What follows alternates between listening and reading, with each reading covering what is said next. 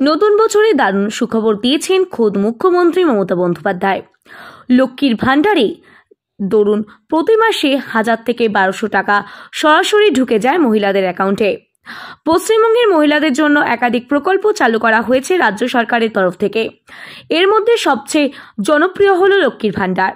মুখ্যমন্ত্রী বলেছেন, ইতিমধ্যেই 2 কোটিরও বেশি মহিলারা লক্ষ্মীর ভাণ্ডার প্রকল্পের নাম নথিভুক্ত করেছেন ও সুবিধা পাচ্ছেন। এদিন বারাসাত প্রণবকন্যা আশ্রমের দুয়ারে সরকার ক্যাম্প অনুষ্ঠিত হয়। ওই দিন প্রায় কয়েকশো মানুষ এই দুয়ারে সরকার ক্যাম্পে অংশগ্রহণ করে। মুখ্যমন্ত্রী মমতা বন্দ্যোপাধ্যায়ের স্বপ্নের প্রকল্প এই দুয়ারে সরকার ক্যাম্প থেকে হাজার হাজার মানুষ উপকৃত হন তাদের বিভিন্ন প্রকল্পের মাধ্যমে।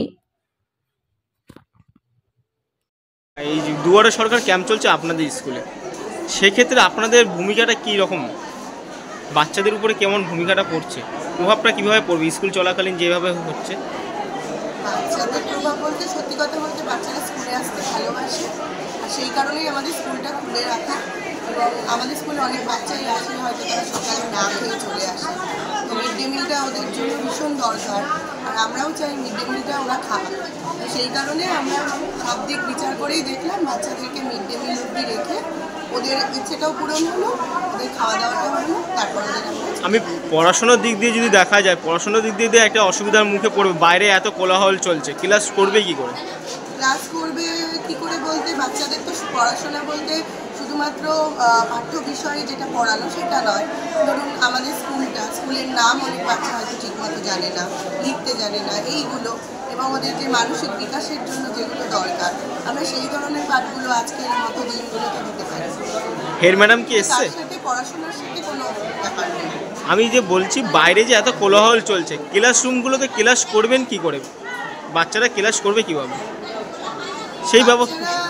ক্লাস করবে, বাচ্চাদের মনোনিবেশটা আমাদের ওপরে, আমরা সেইভাবে ওদেরকে ক্লাসের মধ্যে যেটা আমরা ওদেরকে বোঝাতে চাইছি বা জানাতে চাইছি সেইটার মধ্যেই আমরা ওদেরকে ঠিক যেভাবেই হোক মনোনিবেশ করি। একটা কি ডিস্টার্ব বোধ হচ্ছে আপনাদের? যে দেখুন, সেটা তো স্পোর্টস চলাকালীনও যখন হিট হয় বা কিছু একদিকে খেলাধুলা হয়, বাচ্চারা ক্লাসে থাকে, সেখানেও কিছু ডিস্টারবেন্স হয়। তো সব কিছুর মধ্যেই ওরা আর কি যেভাবেই হোক কাজটা হয়ে যাচ্ছে, পড়াশোনা ওদেরও হচ্ছে, আমাদেরও। আজকে হেডমিস্ট্রেস এসছে? ওনার তো আসার কথা, উনি হয়তো ওই দূর থেকে আসেন, তো ওনার হয়তো রাস্তায় কোনো প্রবলেম হওয়ার জন্য এখনো অবধি আসেন। স্কুল কি ফুল ছুটি না হাফ ছুটি চলছে? আমাদের স্কুল আজকে মিড ডে মিলের পর ছুটি। এই দুয়ারে সরকারের জন্য? দুয়ারে সরকারের জন্য। আপনার নাম? আমার নাম সুস্মিতা। আজকে দুয়ারে সরকার ক্যাম্প চলছে স্কুলের একদম প্রিমিসেসে, পাশাপাশি বাচ্চাদের ক্লাস চলছে, পড়াশোনায় কতটা প্রভাব পড়বে?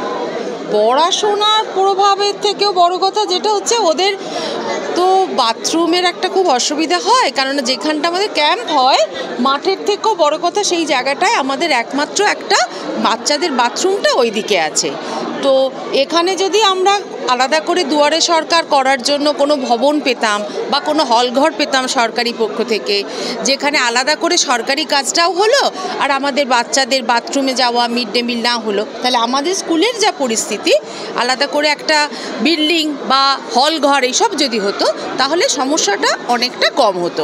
আদারওয়াইজ আমাদের পরিস্থিতিটা একটু অন্য, একটা ক্যাম্পাসে 4টে স্কুল চলে, প্রত্যেকের সুবিধা দেখি অসুবিধাটাও চলে যায়। দুয়ারে সরকার আপনাদের ক্লাসরুমের ভিতরে হচ্ছে, সেই বাচ্চাগুলো কি কোথায় রাখা হয়েছে?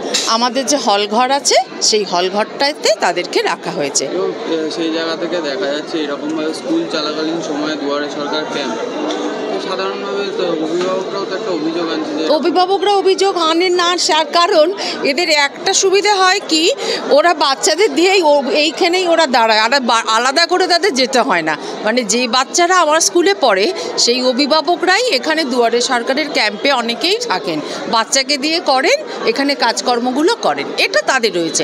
আমাদের স্কুল কর্তৃপক্ষ হিসেবে আমার যেটা চাহিদা, যদি সরকার আমাদের এখানে আলাদা করে একটা হলঘর বানিয়ে দেন, যেখানে দুয়ারে সরকার না, আজকে দুয়ারে সরকার না, এখানে আমার সারা বছর কিছু না কিছু সরকারি কাজ হয়, সেটা দুয়ারে সরকার হয়, তারপরে আধার কার্ড রেকটিফিকেশান হয়, এগুলোতে অনেক রকমই অসুবিধা হয়, সেটা যদি আলাদা একটা ঘর, আলাদা হল ঘর তার সেট আপ করে দেওয়া যায়, তাহলে আমার মনে হয় সরকারি স্কুল হিসাবে চলে ভালো, ঠিকঠাক সরকারি কাজগুলো ঠিকঠাক। সব কাজই তো সবাইকে করতে হবে। সরকারের জন্য কি স্কুল কি হাফ ছুটি দেওয়া হচ্ছে? ওই যে বাথরুমের সমস্যাটা বাচ্চাদের আছে, তো মিড ডে মিল খাইয়ে বাথরুমের সমস্যা সারাদিন থাকলে আমাদের যে জায়গাটায় বাথরুম সেই জায়গাটা খুব বাচ্চাদের পক্ষে অসুবিধা হয়, পুরোটা রাখা যায় না। সেই কারণে কিছুটা ছোটদেরকে আমরা এই ভাবনাটা ভেবেছি, বড়দেরকে অসুবিধাটা হয় না। ম্যাডাম আমার নাম দেবযানী কুণ্ডু।